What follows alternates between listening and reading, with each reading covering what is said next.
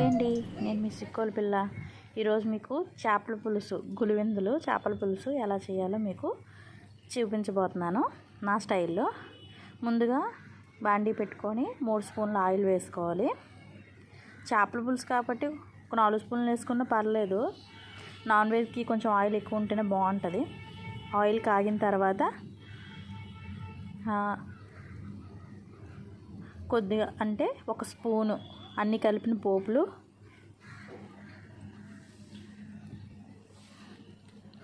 తర్వాత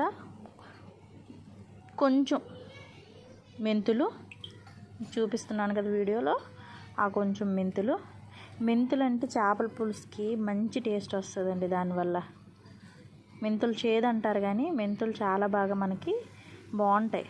తర్వాత మనం ఒక 15 రెబ్బలు తెల్లుల్లి, ఒక చిన్న అల్లం ముక్క తీసుకొని వేసుకోవాలి. అది ఆయిల్లో కొంచెం ఫ్రై అయిన తర్వాత ఒక 4 ఉల్లిపాయలు పెద్దవి. ఆనియన్స్ బాగుంటాయండి చేపల పులుసులో. ఆనియన్స్ ఉంటేనే చాలా టేస్ట్గా ఉంటాయి. అవి కొంచెం కచ్చాపచ్చగా తగులుతుంటే నాకు ఆ టేస్ట్ చాలా ఇష్టం. అందరికీ నచ్చుతుందో లేదో కానీ నాకైతే మాత్రం చాలా ఇష్టం అండి. నెక్స్ట్ ఆనియన్స్ని బాగా మనం ఆయిల్లో దోరగా వేయించుకోవాలి. ఇది ఇలా చూపిస్తున్న విధంగా. ఇది సిక్కోల్ స్టైల్ అనలేని, ఏ స్టైల్ అనలేని, నా స్టైల్లో నేను చెప్తున్నాను. నా స్టైల్లో చేపల పులుసు ఏ విధంగా ఉంటుందో చూపిస్తున్నాను. ఉల్లిపాయలు బాగా వేగాలండి. బాగా అంటే కొంచెం బ్రౌన్ కలర్లో వచ్చే విధంగా మనం వేగితే సరిపోతుంది. ఇప్పుడు కొంచెం ఉల్లిపాయ మనకి మగ్గడానికి 1 స్పూను ఉప్పు వేసుకొని, 1 స్పూన్ సాల్ట్ వేసుకొని బాగా కలుపుకోవాలి.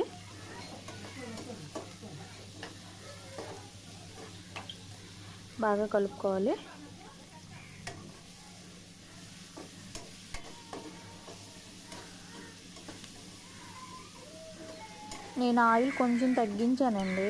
ఇప్పుడు 3 స్పూన్లు వేసాను, ఎందుకంటే సో ఆయిల్ తగ్గిందామని. సరిపోతుంది కూరకి. తర్వాత ఒక కరివేపాకు, 1 రెమ్మ కరివేపాకు. ఇది బాగా అలా మధ్యలో కలుపుతూ ఉండాలి, అడుగు అంటుపోకుండా.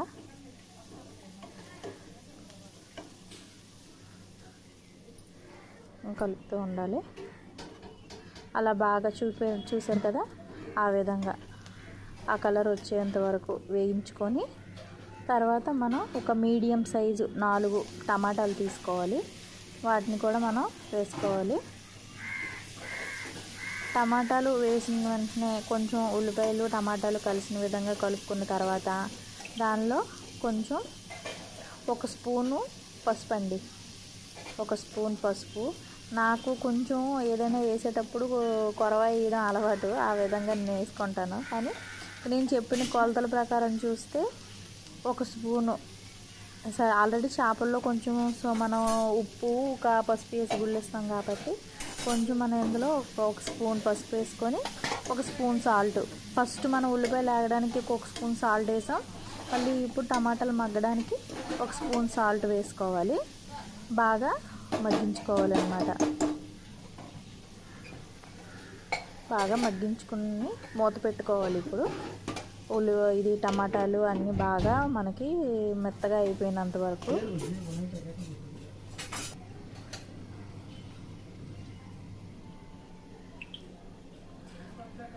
టమాటాలు బాగా అయిన ఇప్పుడు చింతపండు, మనకి మెయిన్ చేపల పులుసు అంటే ముఖ్యం చింతపండు కదండి. మన చెయ్యి గుప్పెడు అంటే మన చెయ్యి అంతా పట్టినంత చింతపండు. ఎందుకంటే ఇవి కేజీ చేపలు, గులివెందులు అనమాట. ఒక 10-15 చేపలు అనుకోండి. 10-15 చేపలకి ఇప్పుడు పులుసు. కొంతమంది చేపల పులుసు తక్కువ ఉంటే కూడా ఇష్టం. నాకు ఇంట్లో పులుసు ఎక్కువ తింటారు కాబట్టి పులుపు కొంచెం ఎక్కువ వేసుకుంటున్నాను. ఇప్పుడు ఒక 2 స్పూన్ల కారం, 2 స్పూన్ల కారం వేసుకొని బాగా కలుపుకోవాలి. అవి టమాటాలు బాగా మగ్గిన తర్వాత మనం కారం వేసుకొని మీడియం ఫ్లేమ్ కాదండి, సిమ్లోనే పెట్టేయాలి. సిమ్లో పెట్టి మనం ఆ టమాటాలకి మొత్తం అంతా ఈ కారం అంతా టమాటాలకు పట్టే విధంగా మనం ఒక ఆయిల్ పైకి తేలేంత వరకు మగ్గించుకోవాలన్నమాట.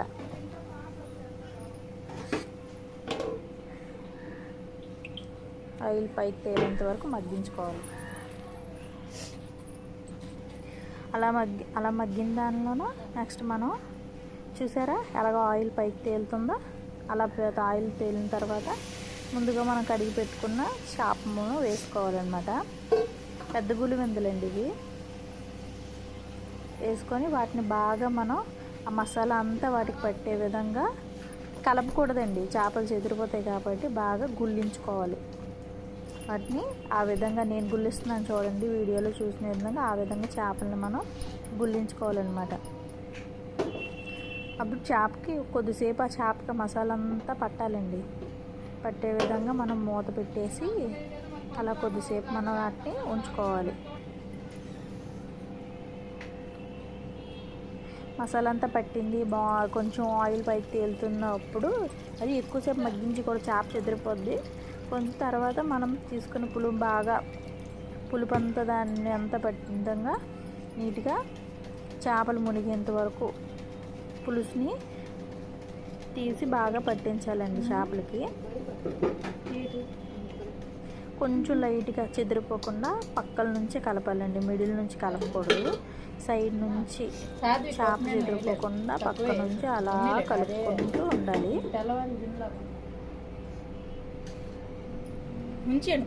నాకు కొంచెం ఖాళీ ఉన్నట్టుంది కదా, మరి కొంచెం నీరు వేసుకొని దాన్ని బాగా కలుపుకోవాలి. చింతపండు బాగా పిసకాలండి, మొత్తం బాగా మెత్తగా అదంతా మొగ్గంతా వచ్చే విధంగా బాగా ఇచ్చేసి మొత్తం చూసారా రంగు ఎంత బాగా వచ్చిందో. చేపల పులుసు అంటే ఆ రంగేనండి. ఏ వంటకైనా రంగు బాగుంటే దాని ఆకారం బాగుంటే తినేయాలనిపిస్తుంది కదా. టేస్ట్ ఎలా ఉన్నాయి, టేస్ట్ బాగానే ఉంటుంది కానీ రంగు మెయిన్ కదండి. చూడడానికి అందంగా ఉండాలి ఎవరిమైనా.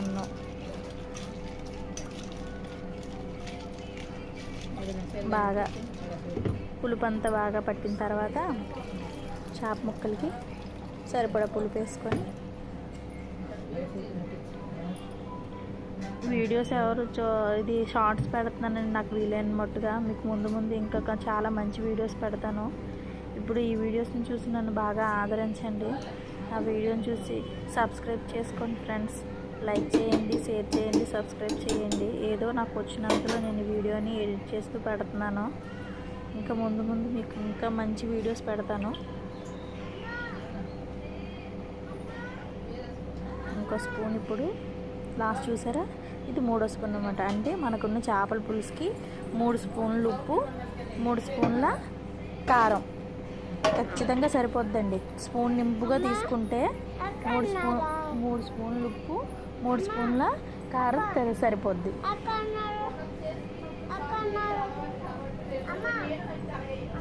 ఇంకా బాగా పులుసు బాగా అంటే ఎక్కువ కర్రలనకుండా ఒక కెర్లిన తర్వాత చూసుకొని కొంచెం సిమ్లో పెట్టుకోవాలి.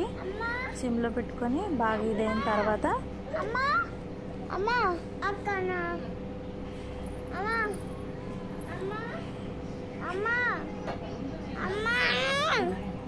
ఏం చిన్న ఇక్కడే ఉన్నాను, మేడ మీద ఉన్నాను. ఆ పాప అండి.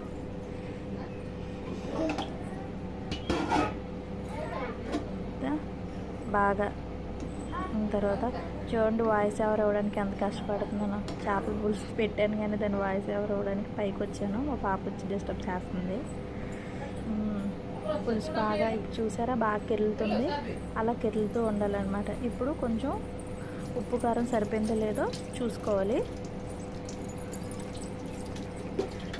సరిపోకపోతే మన రుచి సరిపడా కారం ఎక్కువ తినేవాళ్ళు ఇంకో స్పూన్ కూడా వేసుకోవచ్చు.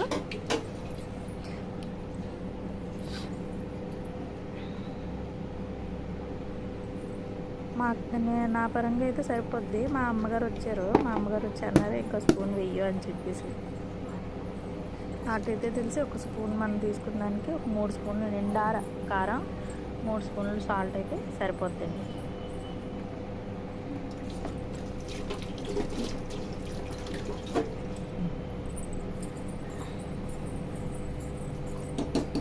పులుసు చూసారా ఎంత బాగుందో, బాగా పొంగు వచ్చింది చూసారా పొంగు. ఇప్పుడు చేప పులుసు మనకి రెడీ అయిపోయినట్టే.